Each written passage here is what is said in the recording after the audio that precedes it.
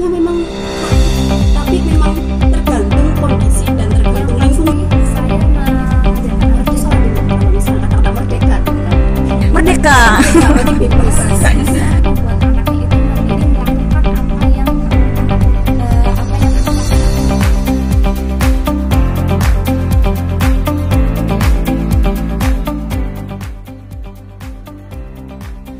Bismillahirrahmanirrahim. Assalamualaikum warahmatullahi wabarakatuh. Saya Nur Hatimatun dalam podcast Sahabat Guru SDIT Harapan Umat Brebes. Kali ini kita akan mendatangkan sahabat-sahabat guru dari SDIT Harapan Umat Brebes. Sebelumnya, teman-teman semoga di sana selalu sehat dan kita semua terhindar dari virus ini, Bu, virus corona yang sudah menjadi teman kita ya selama 8 bulan ini. Selama 8 bulan kita bersahabat dengan COVID-19. Ini seperti apa ya? Teman yang menusuk menemani tapi menyakiti, Bu. Ya kan ya? Benar. Oke. Tetap ya, kita semua harus tetap menjaga protokol kesehatan. Selalu ingat protokol kesehatan. Jangan lupa menggunakan masker, kemudian cuci tangan menggunakan sabun dan air mengalir. Dan terakhir, jaga jarak. Setiap kali kita bepergian minimal 1 meter. Biasanya saya kalau kayak gini tuh, Bu, ya, itu ada lagunya, Bu. Nah, pakai lagu nih biar teman-teman ingat di sana ya. Lagunya seperti ini.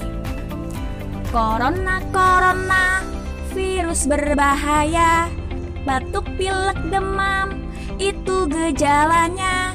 Cucilah tanganmu, pakailah maskermu.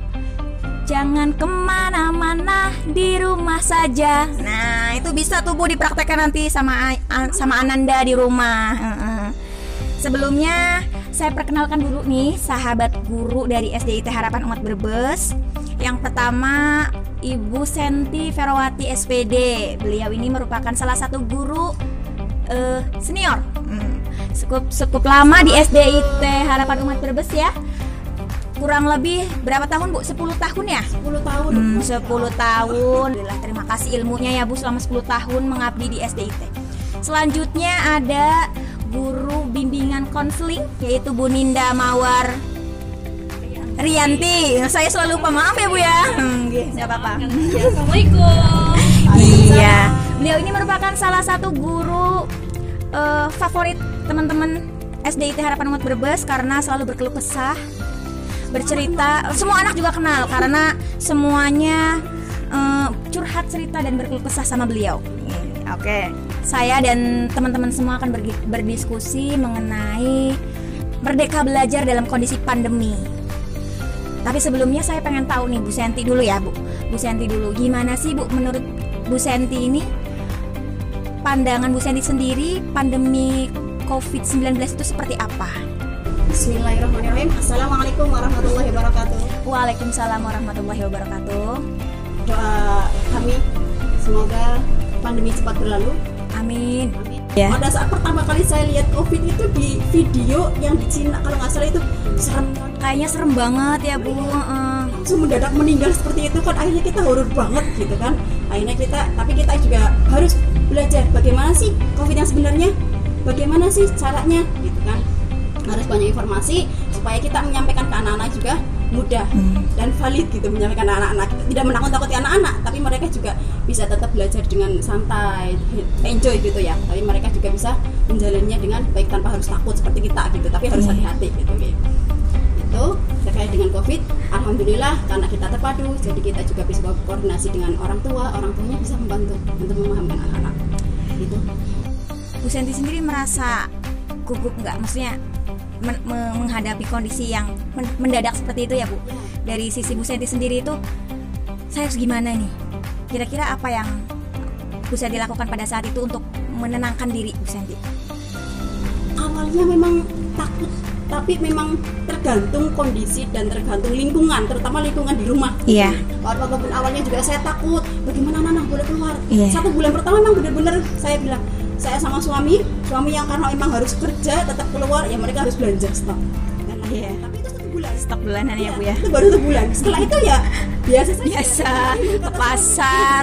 Sahabat ya. Bersahabat awalnya gitu. Udah lah, nggak masalah sih karena memang suami juga kan bolak-balik. Terima kasih Bu Senti. Selanjutnya Bu Ninda. Bu Ninda ini kan suaminya juga merupakan salah satu nakes ya Bu. Semoga selalu diberi kesehatan ya Bu ya. Pastinya suami cemas, keluarga cemas, apalagi di lingkungan rumah sakit mestinya banyak sekali virus, bukan hanya virus corona, virus-virus yang lain. Itu respon pertama terkait kondisi ini yang Bu Ninda rasakan itu gimana Bu? Bismillahirrahmanirrahim. Sedikit curhat juga nih Bu ya. Boleh, mau curhat lama juga nggak apa-apa. Jadi waktu itu saya tuh sempat stres ya. Stres itu sampai 2 minggu. Betul-betul 2 minggu karena ketika kita di lockdown, kita di rumah itu anak saya itu sakit. Pilek, demam. Iya. Sedangkan saat itu juga lagi rame-ramenya karena dari Jakarta kan pulang ya. Pulang ke Brebes. Di situ suami sudah ditelepon karena suami itu salah satu dalam tim COVID juga. Ya, masuk dalam tim COVID. Jadi ketika ditelepon itu saya sempat nangis tuh. Ya Allah, anakku lagi sakit loh. Masa iya mau tega buat berangkat demi nyawa orang lain, sedangkan anak sendiri aja kayak gini. Jawaban suami itu seperti ini. Ketika untuk menjadi nakes itu kita sudah ada ikrar. Jadi posisikan pasien itu saudara kita. Jadi saya dikasih waktu semenitan lah, cuma sebentar saja sambil suami itu bersiap-siap. Ya sudahlah, insya Allah benar itu.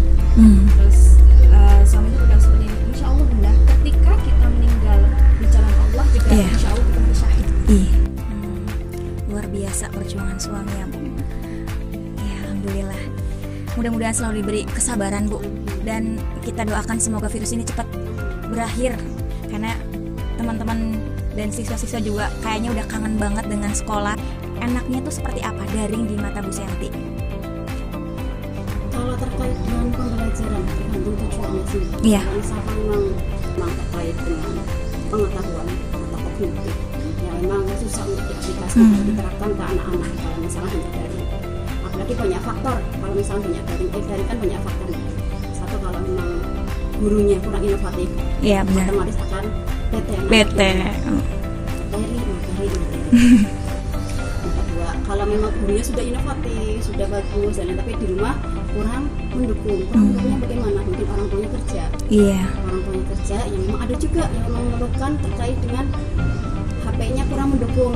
Kalau kemarin kan dari kurikulum ya, dari kurikulum memang menekankan tidak hanya kognitif, tapi terutama dengan life skill. Bahkan life skill itu memang untuk jangka panjang. Iya, benar. Pengetahuan kan untuk jangka pendek. Bahkan kalau untuk pengetahuan aja pakai daring kita tidak bisa mengukur kemampuan siswa valid nih cara itu ya. Tapi kemarin sempat ada juga masukan sih, bagaimana kalau Zoom? Saya Zoom itu gini, pada saat saya mau terapkan Zoom, oke, kalau misalkan semua orang tua benar-benar setuju Zoom, artinya mereka benar-benar mau meluangkan waktu dan memberikan HP pada saat jam tersebut, kemudian memberikan kuota yang bagus biar kuat pada saat jam tersebut. Karena benar. ini kan kalau Zoom pembelajaran ya saya berharap semuanya bisa menerima apa yang saya sampaikan gitu. Kira-kira yang setuju Zoom berapa? Mungkin hanya 27% yang setuju Zoom, karena memang itu Pak banyak faktor. Makanya saya mau mengaplikasikan itu, kasihan ya, katakanlah 73% itu mereka tidak bisa dong menerima ya, menerima itu haknya. Bisa. Iya, makanya kita juga dulu. Saya beralih ke Bu Ninda ya Bu. 8 bulan lamanya kita berada di rumah tanpa tatap muka dengan guru, dengan teman, dengan lingkungan sekolah, pasti sangat jenuh. Pasti ada sisi keinginan untuk udah sih, ayo kita berangkat. Akhirnya orang tua malas dan enggan untuk bekerja sama lagi. Ya sudahlah, kayak gini aja, ya udahlah, kayak gitu kan, kayak gitu terus. Kemudian dari sisi psikologis anak tuh gimana Bu? Maksudnya apakah anak-anak menjadi dengan kebosanan itu hanya mereka berontak dan lain-lain, itu seperti apa menurut pandangan Bu Ninda? Ketika pandemi seperti ini sebenarnya mengalami kecemasan, kebosanan bukan hanya anak-anak ya. Iya. Dari usia kecil sampai orang dewasa aja nyatanya sudah bosan. Iya. Terbukti sekarang banyak sekali tempat wisata itu yang sudah buka, sudah dipenuhi lagi dengan para wisata yang sudah ingin menikmati kebebasan. Jadi yang mengalami kecemasan, kebosanan itu bukan cuma anak-anak, orang tua juga sudah seperti itu. Tapi bagaimana cara kita menyikapinya? Mau nggak mau balik lagi, guru itu harus kreatif. Jadi pelajaran itu tidak hanya monoton suruh nulis, mengerjakan. Cobalah ketika pelajarannya matematika, ada dong guru SDIT Bu. Temanya itu mengukur jarak. Yang diukur tuh apa Bu? Semut, jarak semut yang berjalan itu? Semut yang berjalan itu diukur jaraknya. Jadi kalau bisa ketika memberikan tugas itu tidak melulu dari teks. Ya, benar. Tapi ayo kita belajar di luar, belajar dari alam. Karena sejatinya kecerdasan itu kan tidak melulu dari teks. Benar-benar. Banyak, ada 8. Kalian tahu kecerdasan 8 itu bentuknya apa aja? Bisa dijelaskan Bu? Oh iya. Ya biar sekalian ya Bu Santi ya, biar sekalian. Kecerdasan yang pertama itu logika matematika, itu kecerdasan yang terkenal banget. Dan rata-rata orang tua itu menginginkan kecerdasan itu dari anaknya ya. Yang kedua kecerdasan literasi, bahasa. Ya, menangkap bahasa, membaca, dari membaca itu isinya apa sih? Itu kecerdasan literasi. Yang kedua kecerdasan musikal. Benar-benar anak ketika di kelas itu anaknya itu ribut banget ya, bermain meja, padahal itu sebenarnya kecerdasan musikal yang tanpa disadari mengganggu telinga guru. Sebenarnya kecerdasan juga. Yang ketiga, yang keempat kecerdasan visual spesial. Visual spesial itu berarti melihat bentuk dan kita bisa menuangkan ke gambar. Menggambar mawar itu sebegitu detailnya sampai kecil-kecilnya ukir-ukirannya. Sebenarnya kecerdasan juga. Yang keempat, yang kelima kecerdasan fisik, olahraga, suka lari-lari, membuat hasta-karya, itu kecerdasan fisik. Yang keenam itu kecerdasan intrapersonal, memahami diri kita. Aku itu bosan Bu, itu kecerdasan sebenarnya. Aku itu bosan. Iya, pandai bisa mengungkapkan yang kita rasa. Aku itu bisa berlari Bu, 1 kilometer hanya 1 menit. Nah itu kecerdasan intrapersonal. 2 ya berarti, intrapersonal dan fisik. Dan interpersonal, kecerdasan interpersonal berarti bisa memahami orang lain. Oh, kamu lagi sedih ya? Kelihatannya kamu lagi takut. Iya. Empati. Itu yang ketujuh. Dan yang kedelapan kecerdasan. Satu lagi, saya lupa juga sebenarnya apa ya. Nanti bisa dicari lagi ya Bu. Oke, baiklah. Kemudian seperti yang tadi Bu Dinda bilang ya, ada salah satu guru yang memanfaatkan kesempatan belajar di luar. Itu ya salah satu contoh merdekanya belajar gitu ya Bu, merdekanya belajar. Merdeka belajar ini sebenarnya yang sudah dicanangkan oleh Menteri Pendidikan kita, Bapak Nadiem Makarim. Sebenarnya yang pertama yang dilakukan terobosan terbaru yaitu menghapuskan ujian nasional. Dan ternyata ada kondisi seperti ini akhirnya menambah semangat lagi untuk memerdekakan belajar gitu. Merdeka belajar dari sisi pembelajaran menurut Bu Senti itu seperti apa? Merdeka, kalau misalnya kata-kata merdeka gitu kan. Merdeka berarti bebas. Ini sebenarnya kata-kata merdeka juga saya rasakan merdeka. Kenapa? Karena memang saya beberapa tahunnya di kelas 6 itu memang tidak merdeka pada saat jadi guru. Walaupun saya dulu memang berarti saya 5 tahun sudah 5 tahun saya di kelas 6, fokusnya ke ujian nasional. Itu tidak bisa merdeka. Walaupun katakanlah ada K1, K2, K3 yang memang sikap, pengetahuan, ya kan, dan juga memang ada spiritual. Untungnya di SDIT kan memang banyak waktu, kita banyak memahami anak, dari memang kita sering ketemu dengan anak juga kita paham sikapnya anak-anak, dan spiritualnya juga bisa terpantau. Tapi tidak bisa dipungkiri bahwa memang lebih utama adalah kepengetahuan akademik anak-anak. Ujian nasional apalagi kalau misalkan ada orang tua yang benar-benar kritis, Bu, kalau sekolah samping Bu, ujian nasional nilainya bagus loh Bu, dibanding-bandingin ya Bu, nggak enak kalau dibanding-bandingin terus. Biasa, apalagi kita kan benar-benar menerapkan anak-anak pada saat ujian nasional ya, kejujuran. Tidak ada tim sukses pada saat ujian nasional. Gurunya ya didegan pada saat di kelas ya, didegan sendiri, anak-anak sendiri. Pesannya satu kadang ke anak-anak pada saat ujian nasional, silakan anak-anak kalau memang nggak bisa ya sudah 1-40 baca basmalah terus sampai 40 Bu, ya silakan sebisa kalian, apa yang kalian kerjakan Bu Senti tidak akan membantu apapun. Ini sudah diterapkan Bu Senti belum Bu? Maksudnya kan Bu Senti punya anak usia sekolah, yang saya tahu Bu Senti mempunyai anak usia sekolah. Kemudian Bu Senti menerapkan anak untuk merdeka belajar di rumah, bagaimana caranya anak tidak bosan belajar di rumah. Itu sudah belum, Bu? Ketawa-ketawanya begitu, Bu. Belum 100%. Karena mungkin tadi karena saya sendiri belum merdeka. Harusnya kalau misalkan mau gurunya atau orang tua, berarti sebagai orang tua ya. Iya, ini sebagai orang tua. Orang tua berarti kan harus berfokus ke anak.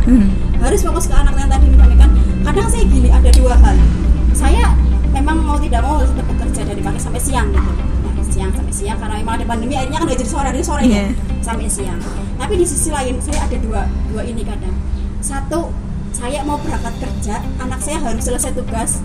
Nanti pada saat nanti saya ada kelebihan dan kekurangan. Pada saat saya fokus, udah anak saya sebelum saya berangkat, anak saya sudah tugas. Tapi tetap anak saya yang jadi korban. Kenapa? Karena saya pikirannya fokusnya ke kerja. Kekerjaannya. Berarti kan anak saya dulu yang penting selesai, tadi saya fokus kerja. Tapi pada saat nanti saya cewek biasa anak saya bermain, nanti setelah itu baru saya belajar dengan anak. Itu memang kelebihan pada saat merdeka belajar, memang benar-benar harus fokus ke anak. Yang tadi Bu Linda sampaikan, luangkan waktu. Kalau Bu Linda sih, Bu, itu sudah menerapkan merdeka belajar terhadap anak. Oke. Karena anak saya kan masih usia bermain ya. Masih usia bermain, jadi saya tidak paksakan, ayo Kak belajar sekarang. Enggak. Saya ajarkan dia untuk penjadwalan. Maka yang pasti saya mengajarkan anak itu sholat dulu. Ya. Walaupun ya subuh nggak mau sholat karena masih baru taraf belajar. Yang penting saya baru terus belajar. memberikan sounding. Kak, kalau mau tidur ya besok pagi sholat subuh ya Kak. Besok pagi sholat subuh. Terus tapi kalau sudah mulai sholat maghrib itu dia suka. Karena apa? Dia kan masjid. Kalau sholat di masjid itu dia senang dong. Sholat teman sama teman-temannya, bermain sama teman. Kak, nanti kalau habis sholat maghrib kita ngaji ya Kak. Iya Bunda. Dan dia laksanakan itu. Berarti mungkin karena dia merasa enjoy. Kalau sudah sholat tuh di musola, di masjid dengan teman-temannya, dia sudah mendapatkan haknya bermain. Jadi pulang, ayo Bunda sholat, ngaji Bunda. Oke, kita ngaji. Jadi kalau di usia anak TK itu merdekanya mungkin berikan hak dia untuk bermain dulu. Yang penting dia memahami kewajiban dia itu apa. Kewajibannya juga kewajiban yang bukan yang berat-berat ya. Setidaknya kewajiban tuh mandi sendiri dulu, makan sendiri dulu. Itu kan sebenarnya ketika dia bisa melakukan dengan enjoy tanpa paksaan, itu kan merdeka juga. Merdeka belajar dari Pak Nadiem Makarim itu kan berbanding lurus dengan kemandirian. Iya.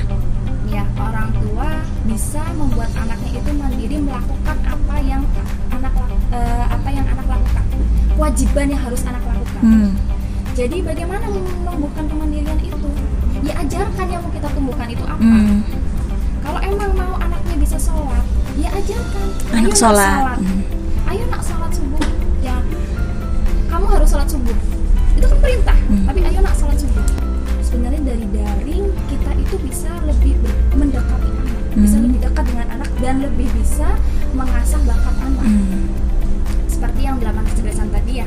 Salah satunya saya jadi ingat kecerdasan natural. Alhamdulillah, jadi ingat ya. Terakhir kecerdasan natural. Kecerdasan natural itu kecerdasan yang di alam ya, mengamati mungkin dari semut bertelur sampai semut mau punya anak lagi bertelur lagi. Siklusnya. Iya, betul. Berarti solusi atau cara ya. Ini solusi yang paling ampuh itu sebenarnya untuk menghadapi kondisi pandemi ini sepertinya adalah pertemuan tatap muka. Ya. Untuk menghindari kebosanan, untuk menghindari kejenuhan. Pastinya kan teman-teman kalau udah ketemu dengan temannya. Terima kasih untuk Bu Senti yang sudah memberikan pencerahan. Sama-sama. Kita sudah sharing.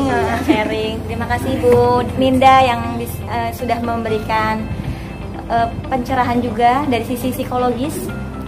Saya juga akan mengaplikasikan, insya Allah Bu, insya Allah doakan ya Bu ya. Bismillah. Semoga juga kita semua bisa terhindar dari virus COVID ini. Amin. Semoga segera berakhir agar kita bisa kembali seperti biasa, normal seperti dulu. Temu kangen dengan anak-anak, temu kangen dengan guru dan siswanya, pasti luar biasa ya. Saya sedikit mengutip nih Bu dari pidatonya Bapak Nadiem Makarim. Perubahan adalah sesuatu yang sulit dan penuh dengan ketidaknyamanan. Mulailah sesuatu dari hal-hal yang kecil. Jika semua guru melakukan dengan serentak, kapal bernama Indonesia ini akan bergerak.